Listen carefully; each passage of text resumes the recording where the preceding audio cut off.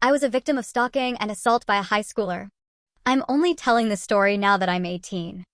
I've been afraid to talk about it my whole life, but I think people need to know what happens and what to be afraid of. I was a victim of stalking and assault by a high schooler. It all started when I was 13, when I was in school. When I moved to a new class, I didn't immediately like the boys because I always looked strange compared to my classmates, dyed hair, piercings.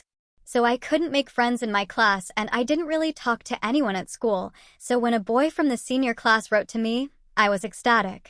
After a long time chatting online, he suggested we meet, and we agreed that he would walk me home after school. We didn't talk at school because I didn't know what he looked like, unlike him, and when we met, it turned out to be a friend of my classmate, who didn't let me live peacefully at school, but unfortunately I didn't pay attention to it, because I was sure that he really liked me and wanted to communicate with me.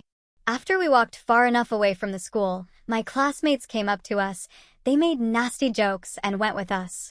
Then I was very scared, but I was sure that my new friend would protect me if they wanted to make fun of me again, but I was clearly wrong, because after we reached my entrance, they went in with me, although I asked them not to do it. And when I went up to my floor, they came up to me from behind and covered my mouth and twisted my arms. My house isn't very favorable, so the neighbors don't pay attention to screams or any other extraneous sounds in the corridor, referring to homeless people or junkies who have run into the entrance to warm up. I started trying to get out of their hands, but I was thin and weak enough to do something to a group of boys. They started doing horrible things to me, things like sticking their hands in my pants, touching me, and taking pictures.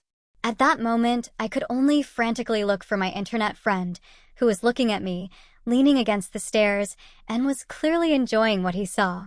After that, I got into a nightmare that ended only recently because he was imprisoned for distributing drugs on a large scale. He knew where I lived and when my lessons ended. Every day he waited for me near the school fence and followed me home. I blocked him on all social networks, but he created more and more fake accounts and wrote to me with increasing threats. He said that if I didn't go out to him or answer him, he would show everyone those photos. Many times I went out to him, or we went to him, where different dirty things continued with my body, or he told me to go down to the toilet during the break, where, according to him, he taught me to kiss. After that, I felt my legs give way and my throat rose to vomit, but I was too afraid of him not to do everything he said. After years of torment, I just want to tell people who have faced a similar situation, don't be afraid to tell your family or teachers about it, because you will most likely only make things worse by keeping quiet. No one will scold you for the truth and confession. I'm just glad that this freak was put in jail, and for many years I hope I don't see him. Everything is fine now, except for my distrust of people in real life, so I just want to exist online and look for communication only here. I hope this post is understandable to an English-speaking audience, as I am not a native speaker.